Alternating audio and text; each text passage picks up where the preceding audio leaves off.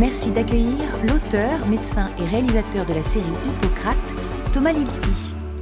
Bonjour. Bonjour, je suis très heureux d'être là. Alors, le sujet en fait de ce petit moment ensemble, c'est la culture est-elle une arme pour mieux vivre le réel? Alors, déjà, je vais répondre très rapidement à cette question. Je n'ai aucune idée de la réponse. Que les choses soient bien claires, je n'ai aucune idée de la réponse, tout simplement parce que, un, la culture, moi, je ne suis pas tout à fait capable de la définir. Deux, je ne suis pas philosophe, je ne suis pas sociologue. Bon, j'ai fait des études de médecine, j'ai pratiqué la médecine, je fais des films de cinéma, je fais des séries pour la télévision. Donc, c'est difficile pour moi de répondre à cette question. En revanche, ça m'a amené à y réfléchir et à réfléchir à la fiction, évidemment, à la fiction qui, moi, dans ma vie, m'a permis certainement d'affronter beaucoup mieux le réel. Alors, et même à tel point, et que c'est ça que je vais essayer de vous raconter, c'est comment la fiction et le réel, parfois, sont devenus totalement perméables l'une à l'autre, l'un à l'autre, et m'a parfois posé des problèmes, mais m'a aussi souvent sauvé. Alors, va être peut-être très ennuyeux pour certains, mais moi, c'est la seule chose que je sais faire. Je vais vous raconter un petit peu mon histoire. Mon histoire, c'est celle d'un jeune homme lycéen, pas hyper fort à l'école, pas non plus très mauvais, quoi, on va dire normal, mais surtout qui vit un énorme ennui à l'école. Je m'ennuie énormément. Et ça, j'en ai pas conscience, en fait. Je crois que c'est normal, en fait, de s'ennuyer quand on est adolescent. Mais j'apprendrai plus tard qu'en fait, il y a des adolescents qui s'ennuient pas comme moi, je m'ennuyais. Mais ça, je le savais pas. Et je m'ennuie énormément. Et j'adore la fiction. Déjà au lycée, au collège, mais alors pas du tout comme les parents aimeraient qu'on aime la fiction. Pas en allant voir des grands films de grands cinéastes ou en lisant des livres. Je ne lisais absolument aucun livre. D'ailleurs, encore aujourd'hui, j'ai du mal à lire des livres. Donc voilà, ça donne de l'espoir à ceux qui lisent pas beaucoup de livres. Mais en regardant la télévision. En fait, je regarde des téléfilms, des séries un peu nullos des années 80 à la télévision. Et c'est là que je me plonge dans cette culture populaire, quoi, dans cette fiction qui, moi, me nourrit. Donc j'arrive après le bac et je dis clairement que ce que je veux faire, c'est du cinéma. Parce que, bon, voilà, j'ai envie de raconter des histoires filmées. Ça me semble accessible pour moi. Ce à quoi mes parents vont me répondre, ce qui serait bien quand même, c'est plutôt que tu fasses des études. Et je dis, très bien, je vais faire des études de cinéma. Et mes parents me disent, non, tu vas faire des études. Et donc, c'est comme ça que je me retrouve à faire des études de médecine. Mon père est médecin, donc certainement pour essayer de lui dire, voilà, je peux faire un peu comme toi, et une fois que j'aurai fait comme toi, peut-être que tu me laisseras faire du cinéma. Mais ce que j'avais pas prévu, en fait, c'est que je me retrouve dans les études de médecine face à la difficulté et à la violence, à la compétition et à plein de choses que je vais vivre qui vont me faire prendre tout de suite du recul et me dire mais comment, quoi, rien me dire, mais en tout cas inconsciemment, pour pouvoir supporter ça, la violence de la première année de médecine, la sélection, la compétition, la difficulté d'être face à des malades, à la mort, à la maladie, aux familles des malades, je me dis à un moment donné, je vais progressivement faire un petit pas de côté et regarder tout ça, un peu comme si je filmais, sans le savoir, en fait, la vie que j'étais en train de mener en tant qu'étudiant en médecine. Et c'est de ça, certainement, que va naître plus tard les films que j'ai pu faire. Et il y a 3 moments très importants dans ces études de médecine et dans ma vie de cinéaste qui sont où la fiction et le réel vont vraiment se réunir. On est à la fin des années, non, au tout début des années 2000. J'ai 45 ans aujourd'hui, à l'époque j'ai 20 ans. Donc tout ça pour dire que je suis vraiment tout jeune, j'ai 20, 21 ans, 22 ans. Je suis externe en médecine. Alors l'externe, c'est avant d'être interne, il est en 4e, en 5e année de médecine. Il n'est pas... en gros, il ne sait pas grand-chose. Voilà, il ne connaît pas grand-chose, il est là pour aider, il travaille un peu le matin à l'hôpital, un peu beaucoup, et puis il fait des gardes. Et c'était mon cas, je faisais une garde à l'hôpital, et ça se passait plutôt bien, j'étais dans un service de réanimation. Et l'habitude dans le service de réanimation, quand on est un externe, c'est quand un patient arrive de l'extérieur et est hospitalisé, on faisait ce qu'on appelle l'enregistrement de l'électrocardiogramme. Alors, il faut savoir que cet électrocardiogramme, après, il faut l'interpréter. L'interprétation, on pouvait s'amuser, on pouvait s'entraîner en tant qu'externe à la faire, mais c'était à l'interne, c'est-à-dire à nos supérieurs, l'interne en médecine, qui est plus compétent, et évidemment au chef, de lire cet électrocardiogramme. Et moi, une nuit, une garde, où on avait été débordé, on devait avoir vu 3, 4, 5, 6 personnes, quand arrive un patient vers 3 ou 4 heures du matin. Et puis moi, je vais me coucher, en fait. Je vais me coucher parce que j'avais pas compris, j'avais pas bien. J'étais allé voir le patient, il avait l'air pas trop mal, et j'oublie complètement d'enregistrer cet électrocardiogramme qui était vraiment un examen de base qu'il fallait faire systématiquement. Bon, je m'endors à 4 h du matin, à 8 h du matin, je me réveille, je commence à prendre mon stage en cours. Et là-dessus, mon interne arrive et me dit, mais le patient qui est arrivé à 3 h du matin, est-ce que tu sais où est l'électrocardiogramme? Et moi, je sais tout de suite. À l'instant où il me dit, je sais que je n'ai pas fait cet électrocardiogramme. Et au lieu de lui dire la vérité, je vais commencer à mentir.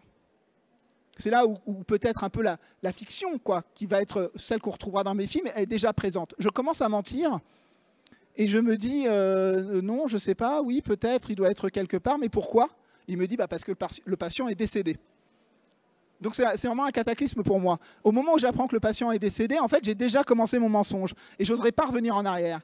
Et donc je dis, oui, le CG doit être quelque part. Mais sauf qu'à ce moment-là, le chef arrive et demande à l'interne, bon, il est où l'électrocardiogramme? Et l'interne lui dit, il doit être quelque part. Mais oui, mais tu l'as vu, il y avait quelque chose de grave à l'électrocardiogramme. Et l'interne lui-même dit, non, il n'y avait rien à l'électrocardiogramme, il était tout à fait normal. Donc l'interne ment lui aussi, puisqu'il n'y a jamais eu d'électrocardiogramme. Et quand le chef des chefs va interroger le chef va dire, oui, l'électrocardiogramme était normal. Non, on ne retrouve pas le papier, mais il était normal. En fait, tout le monde va commencer à mentir. C'est-à-dire que mon petit mensonge va tenir toute la hiérarchie et toute la hiérarchie va être amenée à mentir. À la base, c'est mon mensonge et mon erreur. Et ça, quand on a 22, 23 ans, il faut réussir à le porter sur ses épaules, la culpabilité, l'impunité aussi, de ne pas être puni pour cette erreur-là, puisque finalement, tout le monde a intérêt à ce que cette erreur reste. Et de ça, c'est vraiment le point de départ où sans le savoir évidemment, mais aujourd'hui avec le recul, je sais qu'il a fallu que la fiction, de faire des histoires, de les raconter, d'en faire des films, donc finalement la création et donc la culture, de faire du cinéma, ça part de là.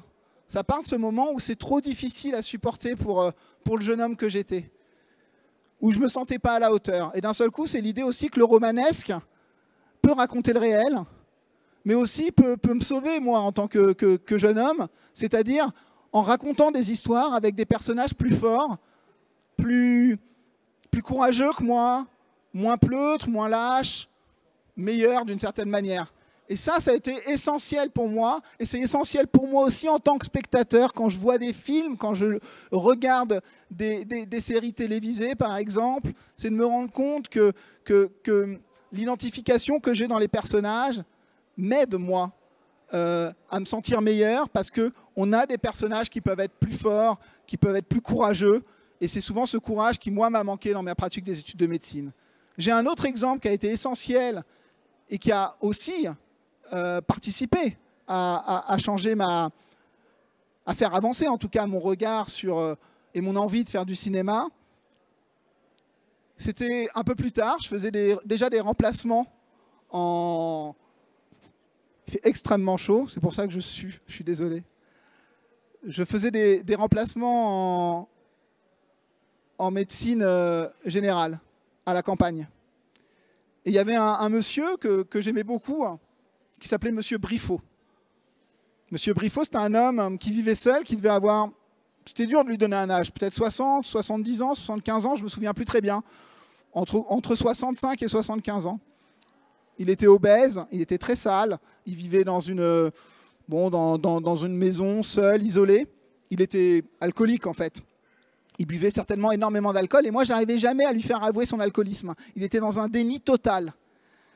Et quand je lui demandais, mais je venais le voir tous les vendredis. Tous les vendredis, il avait une visite, renouvellement de médicaments, de son ordonnance, on discutait un petit peu. Et moi, j'essayais de le convaincre. Je disais, mais vous buvez, monsieur Briffaut, vous buvez combien? Mais moi, je ne bois pas, je vous assure que je ne bois pas, docteur. Mais combien d'alcool? Et je m'acharnais, vendredi après vendredi, parce que le vendredi, c'était le jour de mon remplacement, je m'acharnais à essayer de lui faire avouer. J'en ai eu tellement marre qu'un jour, je lui ai dit, on va faire une analyse biologique, mais pas pour l'alcool. Il fallait faire une analyse pour un contrôle de routine, et j'en ai profité pour faire une alcoolémie, qui est revenue positive. Parce qu'il était de toute façon tout le temps sous alcool. Il devait être à 2 grammes, 3 grammes, il se portait ça très bien. Et je lui mets le résultat devant les yeux. Et là, il ne se démonte pas, il me dit, mais docteur, des Briffaut, il y en a énormément des Briffaut, c'est certainement un homonyme tout simplement. Donc malgré les résultats biologiques, il continue à être dans le déni. Donc moi j'ai baissé les bras et ça m'avait rendu triste. Je m'étais dit mais en fait je suis en échec. En tant que jeune médecin, je suis en échec. Ce type, je ne peux pas le sauver de son alcoolisme. Je ne peux pas l'aider. Il n'est même pas prêt à avouer. Pourtant on a créé un lien, etc. Et puis le remplacement s'est terminé. Les années sont passées, 1 ou 2 ans plus tard. Et il y avait un autre médecin qui avait repris mon remplacement, un confrère, un jeune type un peu comme moi, et que je croise un jour et qui me parle de Monsieur Briffaut. Il me dit bah, Monsieur Briffaut, tu sais, on lui a coupé le pied, il a fait un diabète. On a été obligé de lui couper le pied. Et puis quelques temps plus tard, il me dit bah, Monsieur Briffaut, bah, voilà, il est décédé. Il est décédé, quoi. Il avait une cirrhose du foie et il a fini par mourir de son alcool. Et puis il me dit mais tu sais, ça va te toucher parce qu'on a retrouvé, ce que je vous raconte est vrai, hein, on a retrouvé un petit carnet dans ses affaires. Et puis dans son carnet, il y avait marqué un petit agenda où tous les vendredis était notée la visite qu'il devait avoir avec moi, l'heure de la visite. Et une fois par mois était noté également la venue du facteur. Quoi, en tout cas, quand le facteur venait lui déposer un courrier. Ce qui était assez rare. Et il n'y avait que ça dans son agenda. Et j'ai réalisé d'une certaine manière combien je m'étais trompé. En fait, Monsieur Briffaut, il n'est pas mort de l'alcool, il était mort de la solitude. Et moi, j'avais été incapable de comprendre ça. Pendant des mois, la seule chose que j'avais faite, c'était d'essayer de le convaincre qu'il fallait absolument le faire avouer son alcoolisme. Alors que la seule chose dont il avait besoin, c'était de quelqu'un qui discute avec lui et qui accepte de parler un petit peu avec lui. Et ça, je ne l'avais pas compris, au point que quand les dernières fois où je l'avais vu, finalement, j'étais fâché contre lui et je lui en voulais. Et je l'étais à côté, quoi. Je n'avais pas appris ça dans les livres. C'est que le soin, avant tout, le soin, c'est un échange. Et moi, je n'avais rien donné à Monsieur Briffaut. Et de ça, ben, je me suis dit, voilà, il faut que je construise un personnage romanesque qui sera celui que je vais écrire dans le film Médecin de campagne, par exemple, mais qu'on retrouvera aussi dans d'autres de mes films. C'est-à-dire quelqu'un d'un petit peu plus puissant, d'un petit peu plus conscient du monde que moi. Et là, je crois que la culture, l'art, la création, la fiction peut permettre de s'améliorer, tout simplement. Là où moi, je me suis senti pas à la hauteur, où je sais que j'ai été dans mes manquements, dans ma médiocrité, je sais que mes personnages de fiction, ou les personnages de fiction que je peux trouver dans les films des autres, peuvent m'amener un petit peu plus de hauteur et de conscience du monde et de la puissance de ce qu'on est en train de vivre. Et ça, au cœur de tout mon travail, l'envie de raconter le soin et comment le soin est un échange, c'est-à-dire que l'on donne autant que l'on reçoit en tant que soignant, ça, c'est quelque chose qui va nourrir tout mon travail. Et puis, j'en viens à la dernière histoire, peut-être la plus récente et celle qui résonne le plus avec le monde d'aujourd'hui, c'est la crise du Covid. Moi, c'est très particulier parce que la crise du Covid, je l'ai vécue, j'étais en tournage. Depuis le mois de janvier 2020, on est en train de tourner la saison 2 de la série Hippocrate. Une série qui se passe en milieu hospitalier. Et on tourne dans un vrai hôpital, une aile désaffectée d'un vrai hôpital. Et puis on voit bien qu'arrive progressivement cette histoire de coronavirus dont on parlait au départ, qui devient très vite le Covid-19. Et puis on sent bien que ça bruisse autour de nous dans l'hôpital, commence à y avoir beaucoup de monde qui arrive, mais nous on continue à tourner. On n'y prête pas trop attention quand on est en tournage, on est vraiment en immersion. Et puis arrive le confinement. Vous savez ce qu'on va appeler aujourd'hui le grand confinement, celui du mois de mars 2020, là, quand Emmanuel Macron prend la parole et puis nous dit voilà, on est en guerre, on arrête maintenant, tous à la maison. C'est quand même un cataclysme. Au-delà de l'épidémie, maintenant on commence à avoir un peu de recul. C'est peut-être ce qu'on a vécu c'était peut-être ça, le plus grand événement, c'est d'être confiné, de devoir rester chez soi. Et nous, le tournage s'arrête. Mais moi, c'est très particulier parce que moi, je suis médecin. Je tourne dans un hôpital. Je suis en train de raconter un hôpital qui part, qui est inondé déjà. C'est la saison 2 commence comme ça. Un hôpital qui est en train d'exploser de partout, qui est en train de couler tout simplement. Et en même temps que je raconte ça, l'hôpital, le vrai, est en train de couler réellement du fait de plein de raisons, mais aussi et surtout de l'arrivée de la Covid-19. Et qu'est-ce que je dois faire, moi ? Moi, est-ce que je suis médecin encore ? Si je suis médecin, je dois aller travailler à l'hôpital. Mais est-ce que je suis réellement médecin ? Ce que je fais, c'est de raconter des histoires et de faire des films depuis des années maintenant. Et c'est là où, d'un seul coup, je me dis quelle est la place de la fiction, quelle est la place du réel dans la vie. Est-ce que réellement, qu'est-ce qui est le plus important d'un seul coup, c'est de continuer à raconter des histoires ou d'aller faire le médecin? Et c'est comme ça que je retourne faire le médecin. Au bout de 4-5 jours, je suis allé me confiner avec ma famille. Et puis au bout de 4-5 jours, je me suis dit, mais il faut que j'y retourne en fait. Il faut que je retourne à l'hôpital. Et donc, c'est ce qui va se passer. Je vais me retrouver l'hôpital même où j'étais en train de tourner, j'y retourne. Et puis, j'ai pas de stéthoscope, j'ai pas de marteau réflexe. On va me prêter une blouse, mais j'ai rien. Alors, comment je fais? Je vais dans les coulisses de mon faux service, de mon décor, et je vais trouver dans les affaires de mes personnages un stéthoscope, un otoscope, un marteau réflexe. Et c'est avec ce matériel-là que je me présente aux urgences de l'hôpital Robert Ballanger.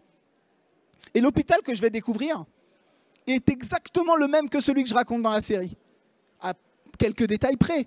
Mais un hôpital qui est débordé, un hôpital qui fonctionne parce qu'il y a des internes, qui fonctionne parce qu'il y a des médecins étrangers précarisés. Et d'un seul coup, et c'est deux portes. Il faut pousser 2 portes pour passer de mon décor au vrai hôpital.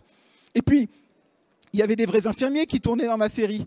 Ces mêmes vrais infirmiers, infirmières, je les retrouve et je me mets à travailler avec eux, à faire le médecin. Faire le médecin modestement, parce qu'il y a énormément de choses que je ne sais plus faire. J'essaie de faire le médecin. Et d'un seul coup, je me dis, mais en fait, est-ce que je suis rentré dans mon film? Et puis, est-ce que je suis médecin? D'un seul coup, je me suis posé la question, est-ce que je suis médecin? Et est-ce que j'ai été médecin un jour? Et ça peut sembler dingue, ce rapport au réel. Mais d'un seul coup, je me suis mis à douter que je puisse être médecin. À tel point, j'ai tellement douté qu'un jour, le Conseil de l'Ordre m'envoie une lettre, alors que je suis en train d'aider pendant la crise Covid, et me dit, mais monsieur Lilti, docteur Lilti, ils avaient osé m'appeler, vous n'êtes plus inscrit au Conseil de l'Ordre. Donc, vous n'avez pas le droit de pratiquer. Donc, vous n'avez pas le droit de pratiquer pendant la crise du Covid. Je dis, mais moi, je suis juste là pour aider, pour filer un coup de main. Non, vous n'êtes plus médecin, en quelque sorte. Et d'un seul coup, j'ai commencé à douter. Est-ce que j'avais un jour été médecin? Et je suis retourné chercher mes papiers, chercher ma thèse de docteur en médecine, mes diplômes, pour me convaincre que je l'étais toujours. Mais qu'est-ce qui fait qu'on est médecin? C'est le fait de pratiquer? C'est d'être dans le réel? C'est le fait de raconter des histoires de médecins? Est-ce que je suis légitime en tant que médecin? Est-ce que je suis légitime en tant que réalisateur? On me reproche toujours, ou on critique que je fasse que des films sur la médecine. Est-ce que ça fait de moi donc on va dire un réalisateur non légitime? Mais si je ne suis pas légitime en tant que médecin, parmi les médecins, et que je ne suis pas légitime parmi les cinéastes, d'un seul coup, où est le réel, où est la fiction dans l'histoire que je raconte depuis toujours? C'est-à-dire depuis ce premier jour où je m'inscris en première année de médecine et où je vais découvrir la violence de ces études et puis la violence de l'hôpital public. Voilà ces 3 histoires pour vous dire comment, d'une certaine manière, à chaque étape, à chaque moment de ma vie, la fiction, le romanesque, ce besoin de raconter des histoires, ce besoin d'en voir aussi, la culture, l'art, la création, va me nourrir et va me permettre de surmonter, de supporter les difficultés, la violence du monde qui nous entoure, et surtout va me permettre aussi de partager avec les gens, tout simplement, les gens qui m'entourent, les gens qui s'intéressent à mon travail. Et en ça, peut-être qu'il y a peut-être un début de réponse, qu'évidemment, la culture est une arme pour mieux appréhender le réel. En tout cas, moi, la fiction et le romanesque sont indispensables pour pouvoir vivre le réel. Je vous remercie.